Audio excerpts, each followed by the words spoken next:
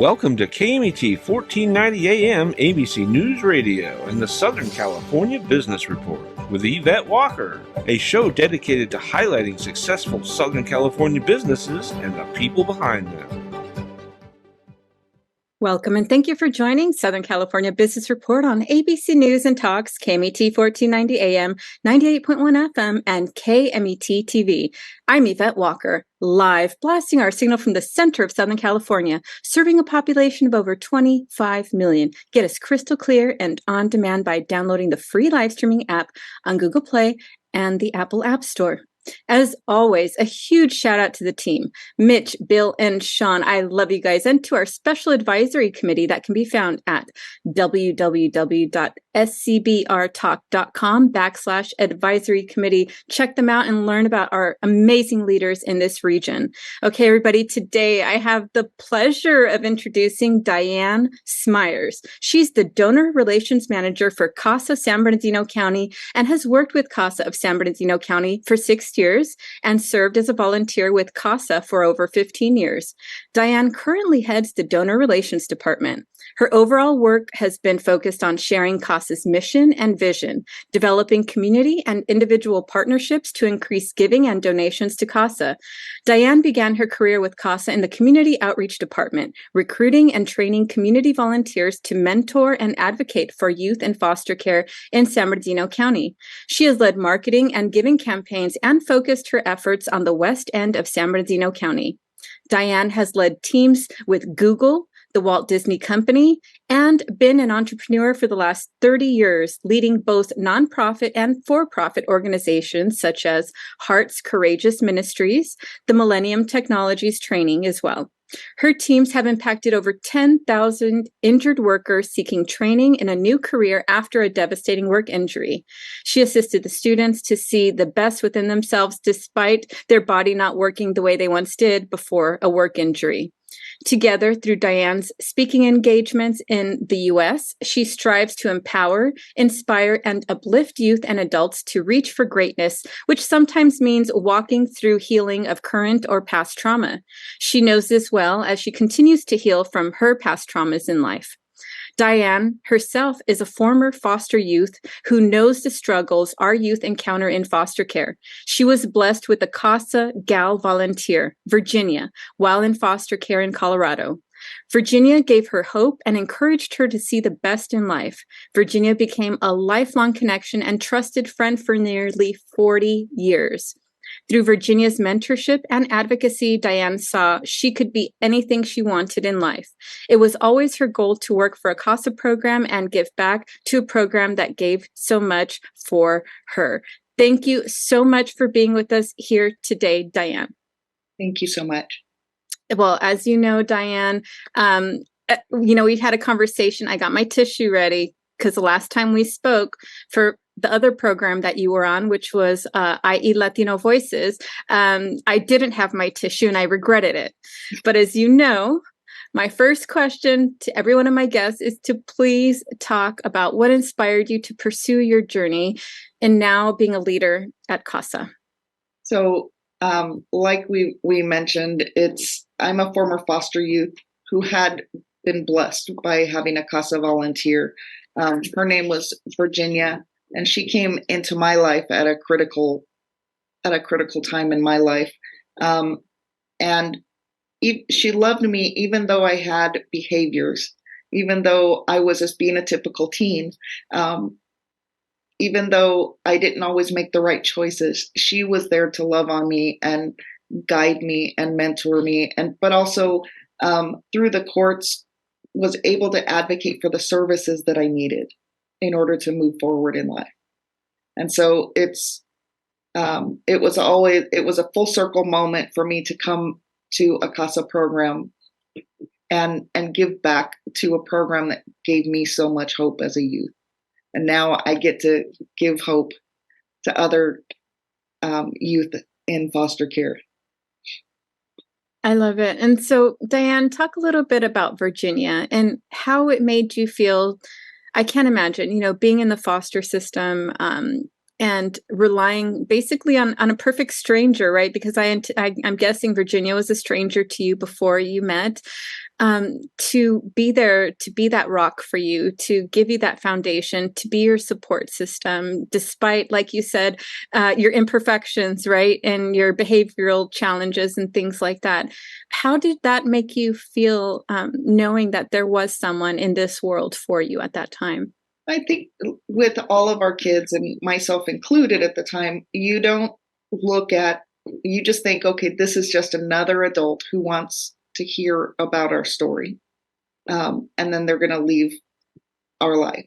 But when I saw that Virginia was staying, and when I learned that she wasn't paid to care about me, that elevated my respect for her.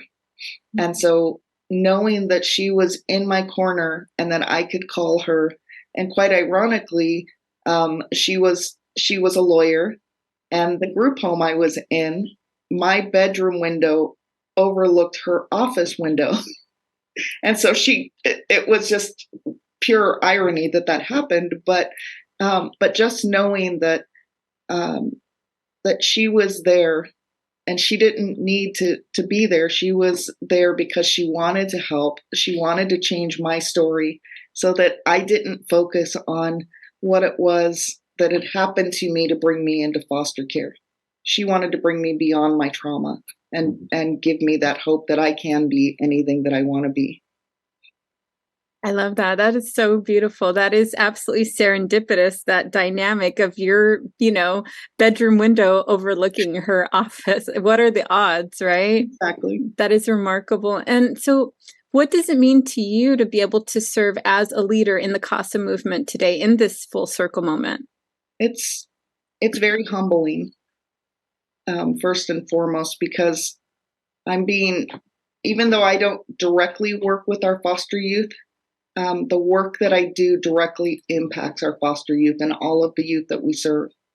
And so by being able to go out and share the CASA message, our mission and our vision, I know that every time I'm asked to speak, every time I raise money for CASA, I know that that's one more youth whose lives is about to be changed. Absolutely phenomenal. I love that. And, in today's world, I'm sure you're seeing the need grow, Yes. right? Just like every other need of people that are hurting today is growing. Absolutely. And again, CASA stands for Court Appointed Special Advocates. Diane, please talk about how and why CASA was developed to begin with. Sure. Back in the 1970s, there was a juvenile court judge who was seeing 100 or more cases a day come across his bench. And he was realizing he was making life-changing decisions for these kids and couldn't rely solely on a social worker's report or the juvenile attorney's report. So he put an ad in the paper asking for community members to just spend a few hours a month mentoring and advocating for the kids, and then to submit a court report so that he would have a little more guidance, because our CASA volunteers are by the youth side, and they get to know them on a deeper level than a social worker or the attorneys can. And the first program was developed in Seattle, Washington, as a result of his efforts. And now we are so excited to say we have over 900 programs nationwide, either CASA or GAL, which stands for Guardian Ad Litem. In some states, you have to have some kind of a legal background in order to serve. But we are just so excited that he had that vision to ask for the community's help. And now it's just, like I said, nationwide. That is amazing. That is absolutely inspiring, right? For us professionals that serve in various functions within the community, to know that all it takes is speaking up to apply something that could be so transformational is just overwhelming. Diane, can you talk about maybe the number of children that have benefited from the CASA program from its inception? Do we know? We don't have an exact number. I can say that our program that started in 1984, that we have what we would anticipate to be thousands of kids that have been impacted in the 40 years that we've been around. It just in our county alone. So I would imagine statewide,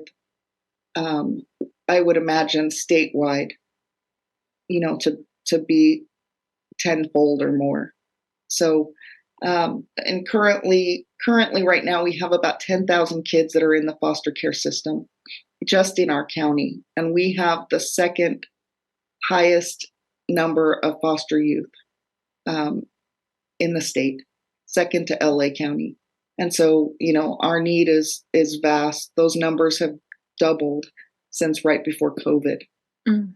And it doubled once our kids started coming back to the classroom and reporting abuse or neglect or what have you. And so those numbers just shot through the roof. Oh my goodness. So obviously there is a growing need there. Yes. And the program has made a tremendous impact. I could imagine hundreds of thousands of children across the country have benefited from this. And I hope if they're listening, they come back and they also enjoy a full circle moment and give to those children what they were given as you were given, right, Diane? It's just Absolutely. So inspiring. And I can't imagine really a more beautiful way to invest your time and your love and your attention for a child that is truly, truly in need. Right.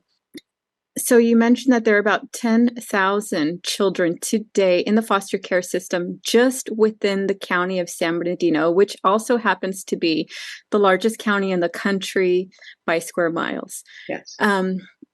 Please tell us, Diane, how many of those 10,000 foster children have CASA volunteers today? So that number fluctuates day to day, month to month. Currently, we're serving about 200 kids. But I want to explain, not every child coming into foster care gets a CASA volunteer. Those youth that are appointed a CASA volunteer have no one in their corner. Typically, parental rights have been terminated, and they don't have contact with anyone from their family, neighborhood friends that they grew up with, and they don't have any adult positive connections. And so either the judge, the social worker for the child, or the youth's attorney, and sometimes if the youth is well informed on their foster youth rights, they can also ask for a CASA to be appointed. And so we're really there to provide stability, to show them what a positive, healthy adult relationship is like, and to be that one consistent person in their life that's not paid to care about them. So right. Being like a parent to them, right? Almost, because as a parent, you don't get paid right. to be a parent, right? But you continue to pour love, you guide, and you instruct your children to be on a positive path. And that's exactly what this CASA program is aimed to do. However, for, I would say, the most vulnerable, people in our society, these children that have been ripped from their home life, from their friends, from everybody that they knew, and are living a completely new reality devoid of connection. Right. So, and Yvette, if you can imagine for a moment, one moment the child is at home in whatever their sense of normal is. And then the next minute, they're met by a social worker.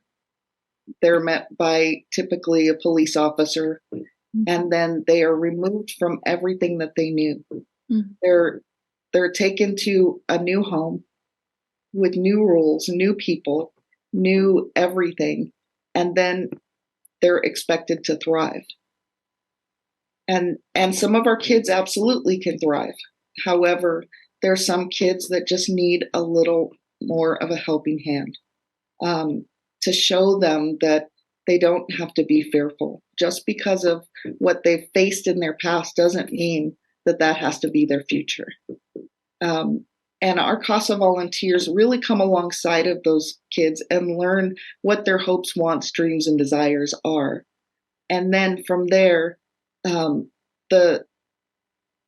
CASA volunteer tries to guide them in the path that they want to go to and expose them to new things. It might be as simple as taking them to a museum, taking them to play hoops, doing things that they enjoy, but also introducing other aspects, to broaden their horizon. Some of our kids, I recall one of our CASA volunteers had said that she was appointed to a youth who had been so severely abused and neglected, she had never used utensils and was at a loss. She had never been to a fast food restaurant or a sit-down restaurant and didn't know what to do. And so sometimes it's teaching our kids the very basics, like holding utensils. But sometimes it's helping them through that next test. Maybe it's helping them go to college or get into some type of specialty course that they want to get into, or get into a sport at school. So there's a variety of ways that we come alongside and love on these kids at their darkest hour is really what I see it as, is we're that glimmer of hope, we're that light, and we're that hope in the midst of a dark time in their life. Absolutely. And how devastating, how scary it must be for those children to be in that situation. And, you said it yourself, as a child in the foster care system, you knew and you felt that there were behavioral things that you did that, looking back on now, you knew needed correction, but you were fortunate to have that CASA member there to guide you and to help you, right? It's just remarkable. Diane, are CASA volunteers automatically assigned to children in the foster care system? No. What elements are there that allow a child in the foster care system to have a CASA representative? So either the judge, the youth attorney, or the social worker find that there's a need for that one consistent person in the child's life that can guide them through. And let me back up. We advocate in every area of that child's life, from their placement to education. And we can ask for things that parents can ask for, such as testing. We can ask for tutoring. We can ask for placement changes, or sometimes on the reverse, we can actually ask for that placement not to change because that child is thriving. We also advocate on behalf of their mental health. We advocate to get them the doctors or whatever type of care that they need. And sometimes our kids are moved so often by no fault of their own that it may mean that today that youth is in Victorville, but tomorrow they may be in a different part of the county or different part of the state altogether. Just because there's not enough placements here in San Bernardino County, and that's a statewide, and I would presume a nationwide problem. There's not enough, caring people to open their homes, but the CASA volunteers, and I'm a former CASA volunteer as well. I served a young lady that was at the time 16 years old. And she had been trafficked up and down the state of California by not one or two, but I believe 3 different pimps. And our kids are so vulnerable, in that arena. But because of her significant trauma, she had to go to a specialty program that was based in Fresno. And so by no fault of her own, she was moved from San Bernardino County to Fresno. And just because they're moved doesn't mean that our commitment stops if they're moved out of the county. So, a lot of our CASA volunteers will take the time to go up and see them once a month, wherever they're at, or, connect via Zoom, text messages, phone calls, things like that. So we want to be that one consistent person that no matter what goes on, that we're by their side and that they know that they're not alone in this process. I love it. So, Diane, please share what exactly is the role of a CASA volunteer as they're interacting, engaging, advocating for the children? What are the parameters? What does it look like? Sure. Are you asking what the qualifications are, or just the role? Because in our conversations, some of the things that you noted were items like there is a distinct barrier between personal life and the child that you're serving. So please talk about kind of those roles and those boundaries that are established, as well as the avenues that the CASA advocate can really advocate for. Sure. So with our program, where we like to focus on boundaries. So, as a CASA volunteer, when I'm driving to go see my youth and I'm with my youth, I'm not Diane who works at CASA. I'm not the donor relations manager. I strip myself of all roles that I have in my private life, and I am solely a CASA volunteer. And that allows us to focus purely on the youth. There are certain things that we can't do. We cannot communicate with our kids using social media. We cannot take them around our family or friends, even showing them pictures of our pets, because we don't want to give them that false hope that, hey, this person's gonna, come and let me move in with them.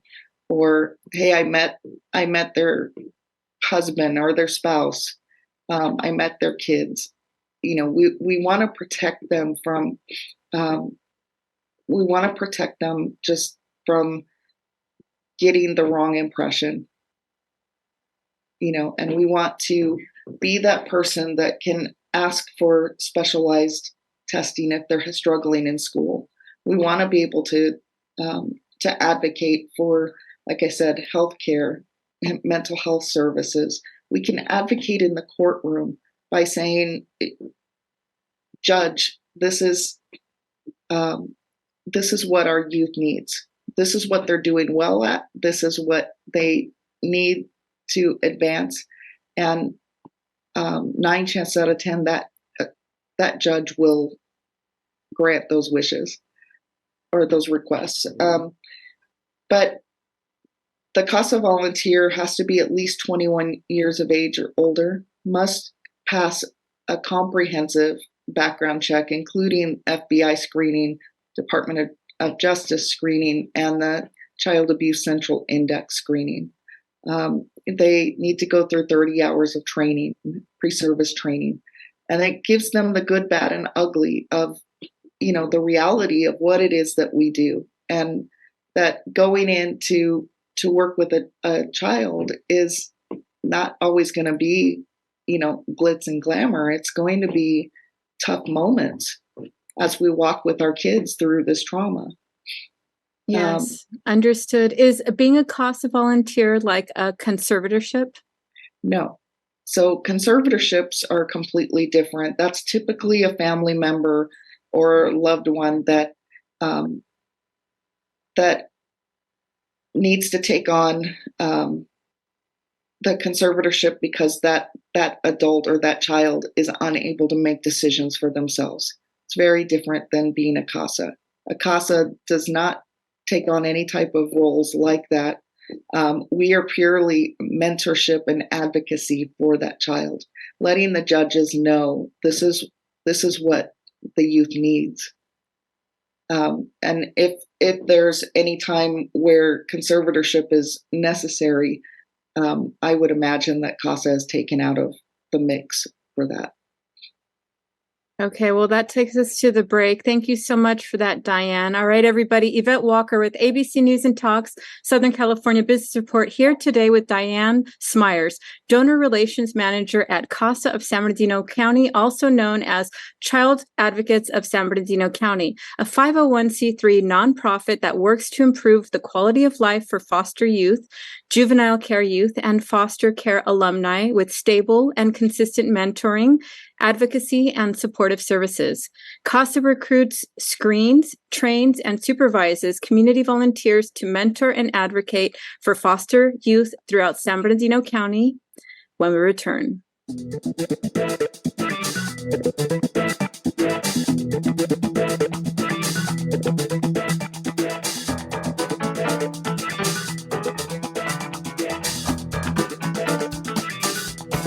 Cal State San Bernardino is home to the only school of entrepreneurship in California. With globally ranked degree programs, you can start your journey today to become a successful entrepreneur. Learn more and connect at entre.csusb.edu. Hi, Ray Lance from the Diamond Center in the Claremont Village here. One of the coolest parts of a third-generation family business is getting to know the families we serve through generations. Once you experience our friendly service, our fair and transparent pricing, and our beautiful jewelry that we make to last a lifetime, you'll stick with us too. Come visit us in the Claremont Village or at Lantz, L-A-N-T-Z, diamondcenter.com and see what makes us different. Hi, I'm Dana Rademacher with MGR Property Management. A lot of people wonder about the value that property management has for their property. Property management can include all property types, including residential, commercial, and HOA. It is valuable because property managers are experienced in what can happen at your property. We're aware of liabilities. We're able to do predictive and preventative maintenance. We know what is coming up with the changes in the weather, the seasons, how old certain aspects or different capital projects at your property are. We're able to best negotiate contract pricing, legalities with your tenants, and anything else that you may need to ensure that you're getting the full value of the property. If you're interested in speaking with the representative at MGR Property Management regarding your property management needs, you can visit our website at mgrrealestate.com, or you can call our number at area code 909-581-6600 to be connected with the representative. Ontario International Airport is onto a better way to fly with over 65 daily nonstop flights to more than 20 major destinations and the easiest airport experience in Southern California. Visit flyonto.com/Ontario to learn more about Ontario International Airport today. Hi, I'm San Bernardino County Sheriff Shannon Dykes. If you're looking to start an exciting career in law enforcement and make a difference in your community, we are hiring dispatchers, nurses, deputies, laterals, and many more. For a complete list of our jobs and more information, visit sheriffsjobs.com. The University of La Verne is rated first in California for alumni satisfaction. Learn more about accelerated programs offered online and on campus in La Verne, Irvine, Ontario, Burbank, or College of the Canyons. Visit go.laverne.edu. The University of La Verne. go.laverne.edu.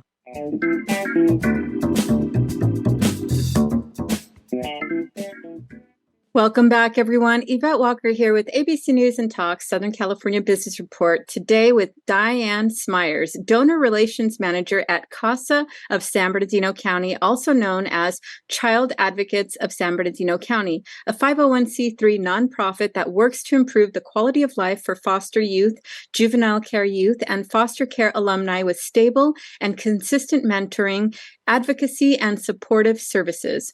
CASA recruits, screens, trains, and supervises community volunteers to mentor and advocate for foster youth throughout San Bernardino County. Thank you again for being with us today, Diane. Thank you. My pleasure.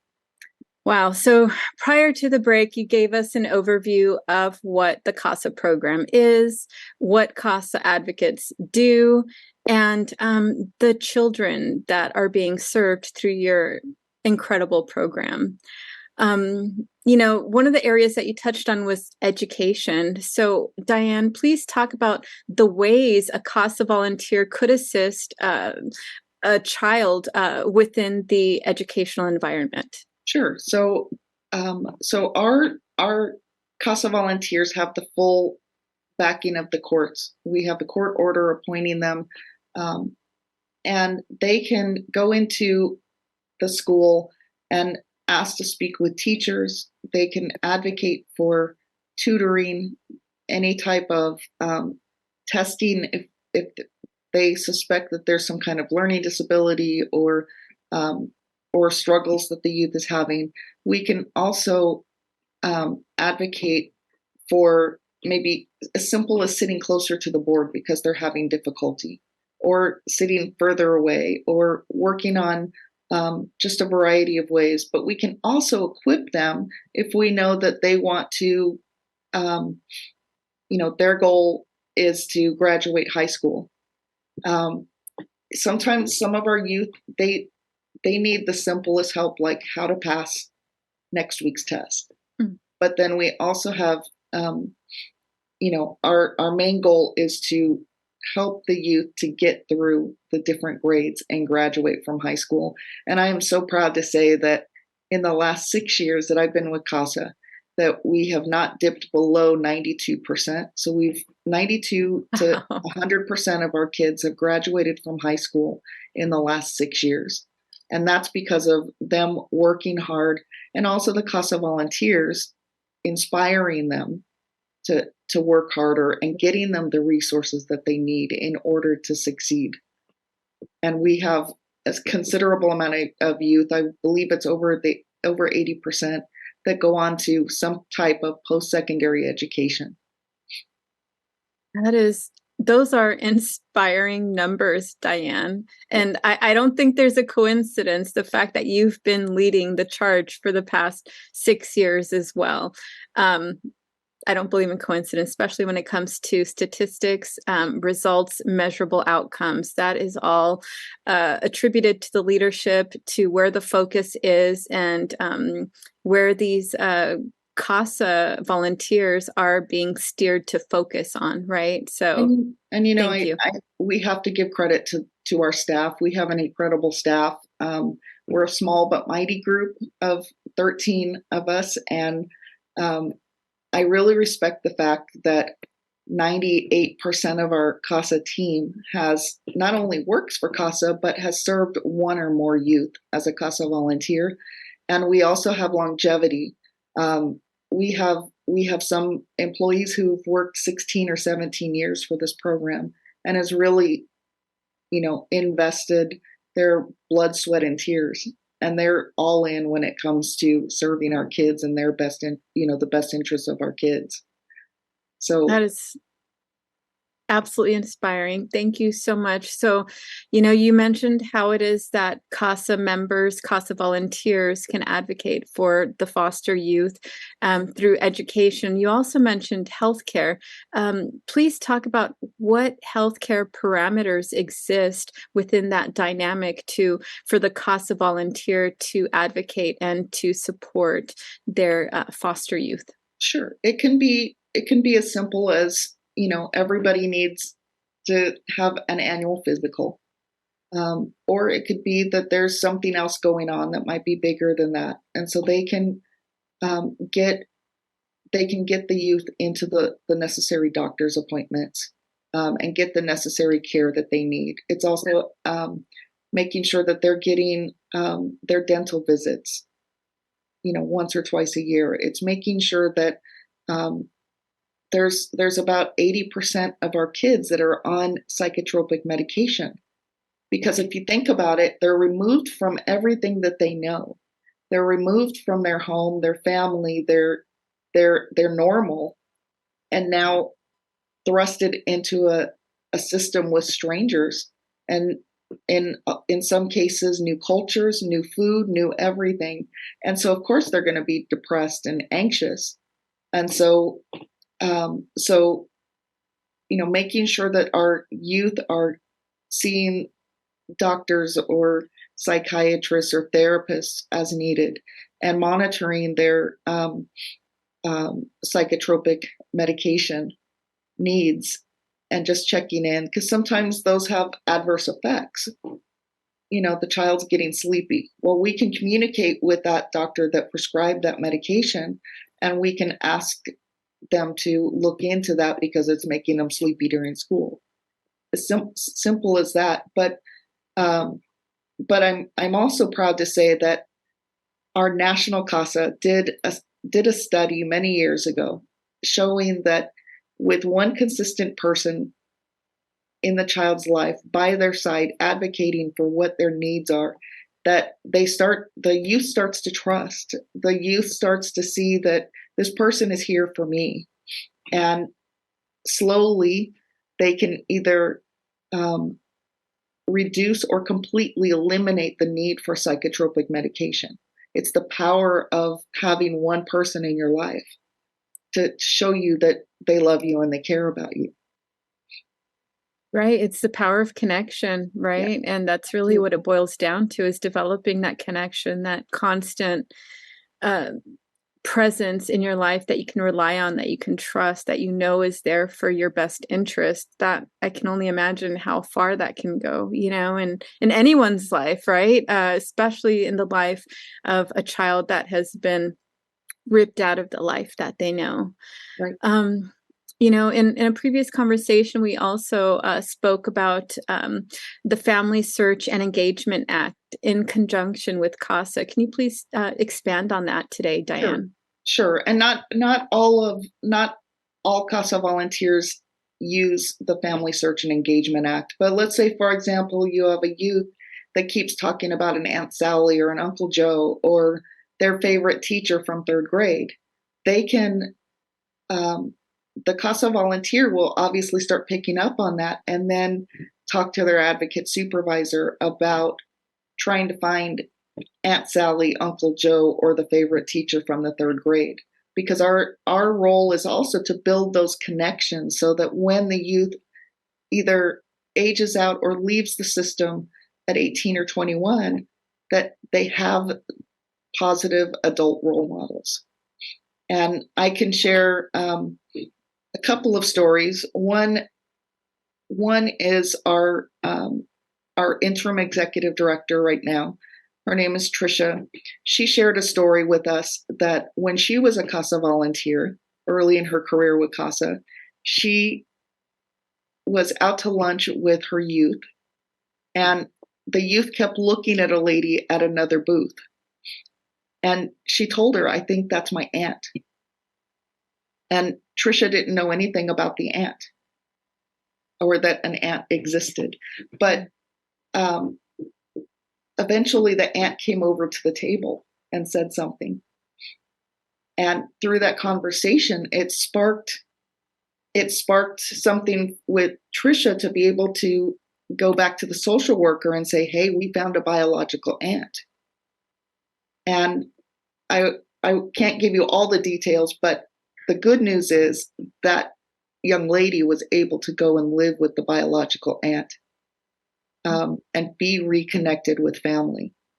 And she has aged out of the system now, and she's gone on to a fruitful and exciting life.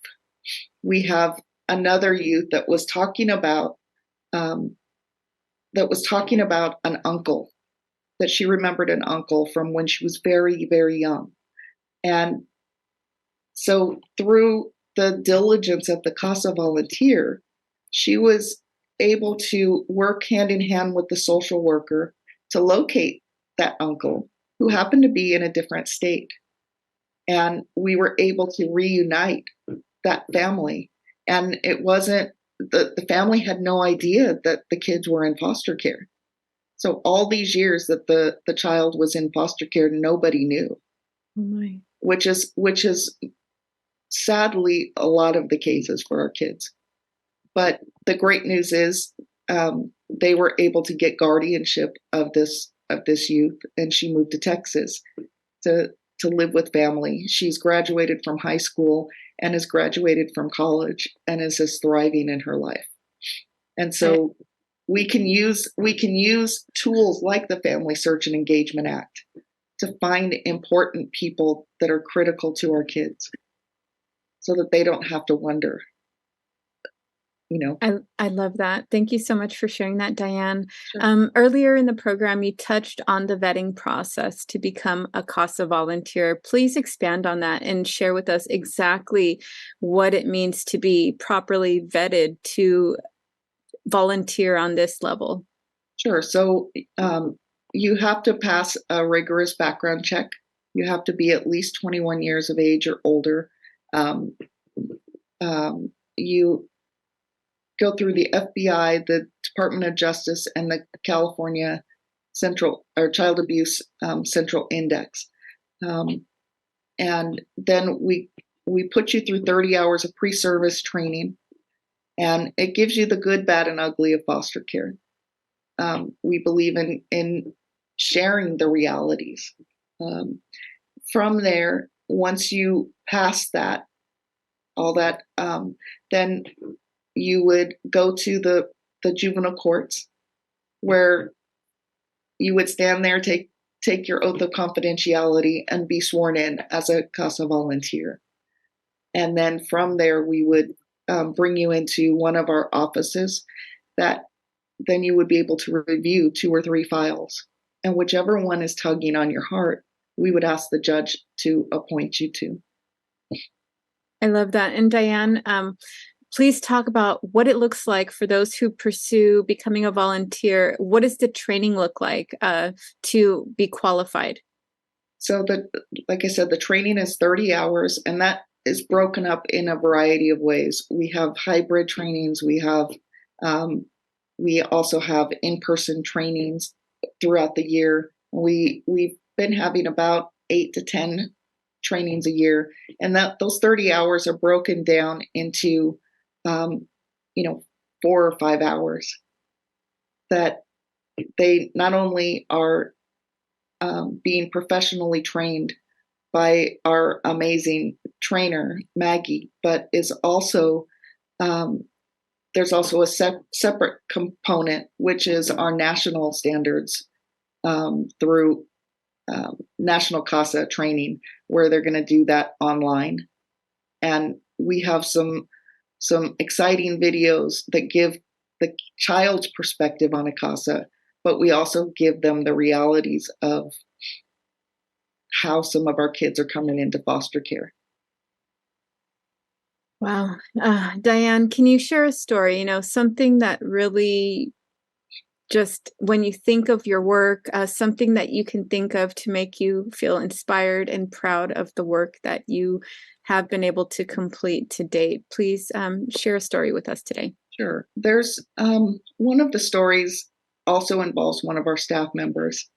And she was a CASA volunteer for this young lady, and she was about to age out of foster care. And so she was scared. She didn't know whether or not her CASA would still be with her. And she goes, I don't plan on going anywhere, because our CASAs build that lifelong connection with our kids. And this young lady asked, will you be around in 10 years? And she said, yes, I don't plan on going anywhere. And when the CASA volunteer asked, why are you asking if I'm going to be around in 10 years? She goes, well, by then I'll be around 28. I'm hoping to be married, and I have nobody to walk me down the aisle. And so I want you to walk me down the aisle. Wow. And so there's stories after stories after stories. The one thing I want to mention is oftentimes kids come into care with siblings. There's sibling sets out there. And without CASA volunteers, bringing those kids together, one story I was told yesterday was there were 2 kids that were brought into foster care, went into separate group homes in different parts of the county, but then through a CASA event, and we have several throughout the year, they actually were able to see each other for the first time. One had been looking for the other, and they couldn't find them. And through that CASA event for our kids, they were able to not only connect, but the older child aged out of foster care and ended up being able to bring their other siblings into their home now, and be the guardian for his siblings. And so, there's remarkable stories. Even we think that it's as simple as having a CASA event, having a party for Thanksgiving, having, game nights or movie nights, but it's far more than that. There's a little girl who hadn't seen her brother in 6 years. She was 8 years old. She hadn't seen her big brother in 6 years. Mm-hmm. And last Thanksgiving, we had an event. And as soon as she saw her big brother, she just ran and leapt into his arms and would not let him go. She was on his shoulders the rest of the night, hugging his waist as they're walking along. Mm-hmm. But it's moments like that shows the impact of what CASA can do. That is remarkable. That is amazing. Thank you for that, Diane. Okay, Diane. So since you mentioned events, do you have any upcoming events that the community can support you with? Sure. Well, we just had our CASA Casino night last Thursday. And we do have an upcoming giving campaign where if you're in a position or you've been inspired by what you're hearing, you can give online to CASA and be a part of changing a youth's future. It does take about $3,500 per CASA volunteer to recruit, train, and supervise them. And we have over 400 kids on our wait list right now. So giving is the best way. But if you would like to open your home to have one of our staff come in and tell others about how they can be a part of CASA, being a CASA volunteer, being able to do toy drives or gift card drives. The power of giving our kids choice by doing a gift card drive. It seems so, I don't know what the word is, but those gift cards, even if it's $5 or $10 each, it gives the youth power to be able to choose what they want, because typically the kids have no choice where to live, where to sleep, when to go to school, where you're going to go to school.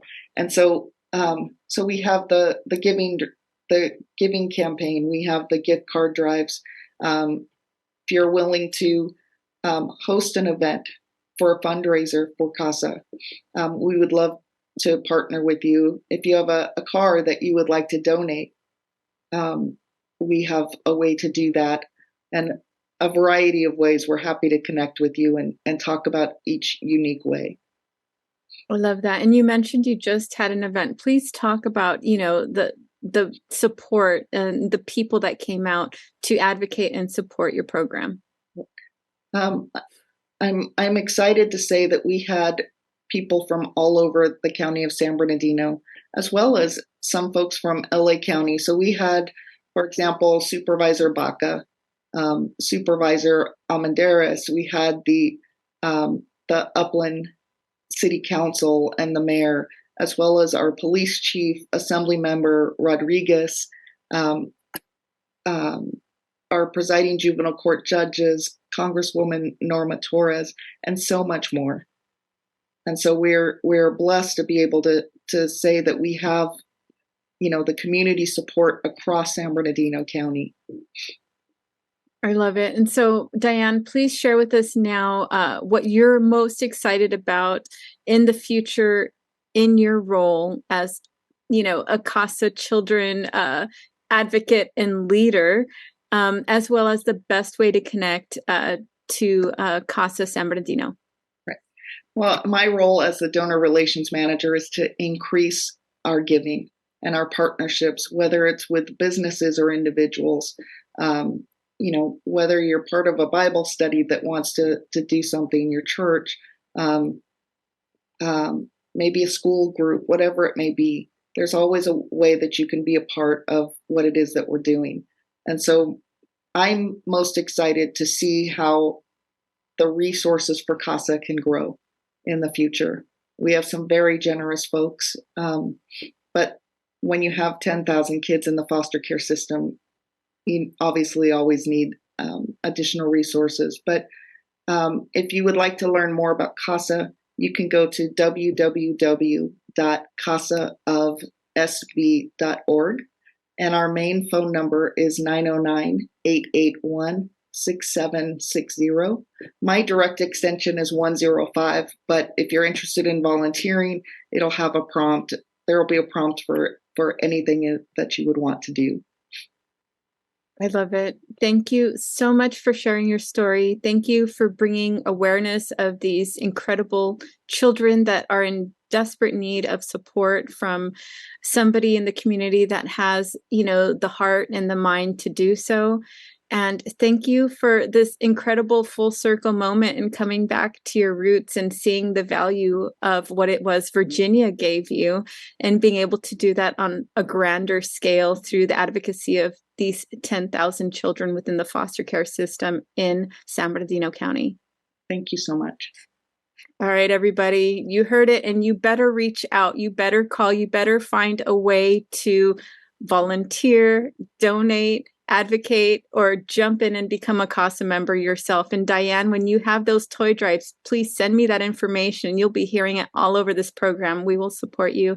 I want to support you and your program. Thank you so much for being here today. Thank you.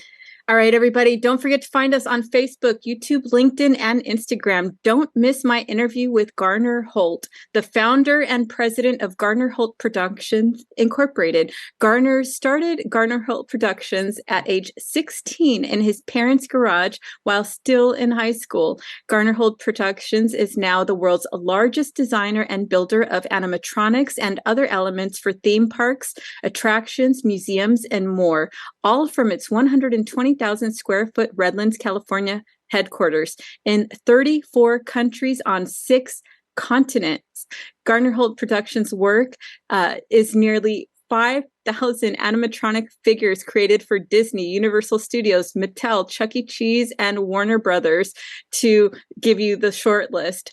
Garner is the world's leading authority on animatronics and won the 2015 Harrison Buzz Prize Thea Award for Lifetime of Achievements from the Themed Entertainment Association, among more than 24 other Theas. Next week, we will have Major Isaias Braga. He has been a Salvation Army officer assisting the needy for almost 25 years. He and his wife, Major Adelma Braga, are U.S. citizens who speak 3 languages, English, Spanish, and Portuguese. Major Braga was born in Brazil and has previously served the disadvantaged in Torrance, Redondo Beach, Broomfield, and Fort Collins, Colorado, as well as the Seattle metro area in Renton, Washington, and overseas in Brazil. Major Isaias Braga presently oversees Salvation Army operations in San Bernardino and 11 other cities.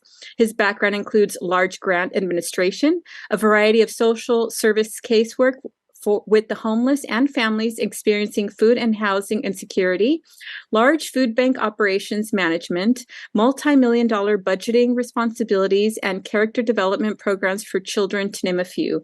Major Braga is motivated by a desire to assist others and feels himself lucky to have many opportunities to serve in our communities. You do not want to miss it. We will see you next week.